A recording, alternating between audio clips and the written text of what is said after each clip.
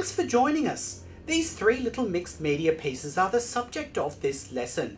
They are birds painted onto a map from an old atlas in the country they live. And they are each wearing a hat that is worn in that particular country. They are pretty silly, but a bit of fun. Before I show you how I made them, if you love art, then check out the rest of the art lessons in the TV category of our website at www.montmarte.net. We also have our art club, The Creative Connection, and our Facebook attached. You can find all of the materials for this project at a bronze or above art centre. And you can find where your closest store is in the stockist category at our website. So let's get into it.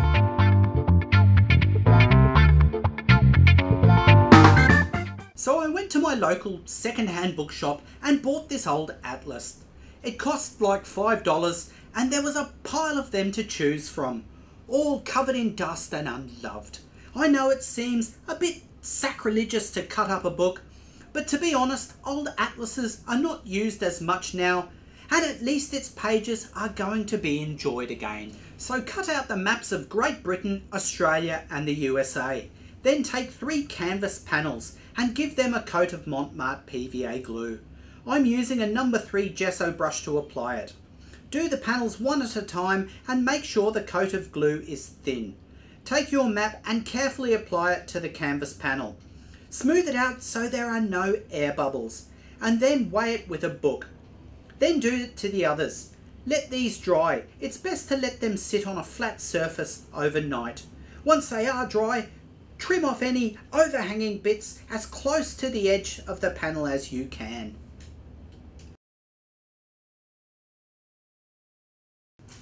Well, our canvases are now trimmed and prepared so we can start the painting. Now you can print out the outline of the 3 birds along with the lesson plan, and you can find that in the downloads tab next to this lesson clip in the TV category at our website. So let's start with the robin from Great Britain. This is a really great way to transfer a drawing. Using a Mont soft charcoal pencil, I create an even thorough coat on the back of the printout. I then flip it over, position it onto the map of Great Britain and retrace those lines of the printout with a 2H pencil. Ensure the pencil is sharp and follow the lines faithfully. For the painting step, I'll be using a deep well plastic palette, the 12-piece acrylic paint set and a packet of Mont Gallery series brushes. So squeeze out some black, white, yellow, vermilion, umber and some ultramarine blue. Create a grey from black and white in equal proportions and lay in the main body colour. Keep the mix translucent by adding water. You want to see the underlying map to an extent. As you move down the birdie, add more white to create a bit of a vignette. This variation also creates interest. Add some darker grey around the nape with a fine brush. Next add the vermilion. Keep the coat thin and translucent and vary your brush strokes. Flat blocks of colour don't look natural. While this coat is still open, dip the brush into the yellow and paint it around the edge of the red. It will create a varied orange tone. Remember not to overpaint. Acrylic paint also dries very quickly, and that drying is increased by the fact that the surface is so absorbent. Add a thin coat of umber to suggest the tree branch. While you have the umber, add some thin strokes over the rear of the head and around the eye. Create a dark grey with a thin mix of black and lay it into the legs. Darken any areas of shadow and then add paint into the tail with the small flat brush. Use this same mix and paint in the beak. Think of the beak as a conical shape and render it accordingly. Now for our friend's bowler hat. Now although this is obviously sped up, I have left all the footage in so the steps are apparent. Although we are painting with acrylic, we are tackling it as one would with watercolors, starting with the lightest tone and moving up the scale by adding darker colours. Remember, the hat is a compound curve, so the shadows will show darker at the apex point of the curvature. The highlights can be suggested by leaving them free of any dark tone. Add the darkest tone last and smoothly blend it into the lighter tone. Finally, add in that titanium white into his belly and create the highlight on the eye, the beak and the hat. And voila!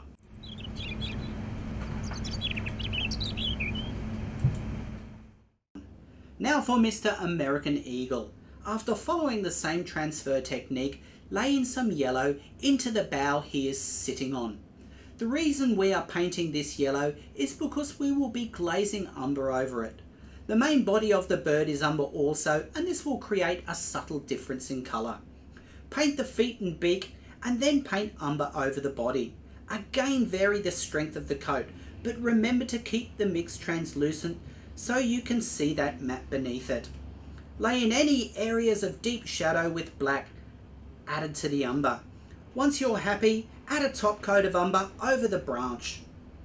The branch is a tubular shape, so ensure that the bottom side is in shadow and fade it out in the end. Now for Mr. Eagle's magnificent top hat. This is essentially handled the same way as the bowler hat, and again it is helpful to think in terms of shape and how light would play on it. Because it is tubular, there would be a line of dark shadow on one side and a line of highlight on the other, with both edges in soft reflected light. Remember, you can't take away tone like you can with watercolor because of acrylic staining. So it's better to build it up with caution. When you paint in the brim, the underside will be in shadow, but there will be lighter areas due to reflected light. Just softly blend in these tones with a clean, damp brush. Now switch to the fine brush and render the shadow areas in the face. Incidentally, if you need some reference, you can download the PDF lesson plan from our webpage. Just go to the TV category, select this lesson, and it's in a Downloads tab next to the clip. Next, load the brush with white and paint in the tail. We can then paint in the main body colour of the head with white also. When we do this, we are just painting in the highlights. Let the little parts of the map show in between the strokes to suggest subtle shadows. Add some highlights onto the beak and cere, and the iris, and finally onto the main highlight of the hat, and that's an eagle. Our last bird is the kookaburra. So once she is transferred, begin by creating a very light grey and paint in the beak and the other appropriate areas. This colour covers the majority of the bird. Remember to keep the coat thin and stay away from the charcoal areas as much as you can. Of course, you're using white and a bit of contamination is unavoidable. Mix in a dot of vermilion to create a buff colour and glaze it into the bottom of the beak. Add it into the shoulder region and then add pure white onto the wings. Next, create a watery mix of umber and paint in the stump. Again, remember that the stump is a tubular shape and it will be darker on the opposite side from the light source, in this case from behind the bird. Mix in a little white and paint in the top of the stump. This change in tone will reinforce that it's a different angle. Let's add some umber to the front part of the head. Flick it into the white around the eyes. Add some sienna at this stage also. And while you have this, add the bands on the tail. Now paint the wings in a dark umber. Paint around that white mottling and add more water to lighten the mix as you move up to the top of the wings. Use the finest brush for this. Now for our little mate Sakubra.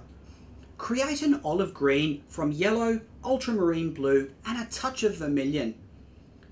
Lay in a fairly even coat on the underside of the brim.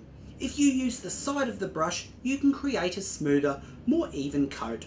The top of the hat will be in full light, so it will be much lighter. Use the same mix and add water. With black, paint in a central area of the beak and fade it out to the head. This will give it shape. The kookaburra has a very unique beak and the flat top edge would catch a lot of light. While you have this mix, add some of it into the back underside of the brim. Let us now suggest highlights on our friend's body by applying pure titanium white. This would show on the front of the belly. Add some highlights onto the feathering, on the face, and add a highlight on the eye and the edge of the beak.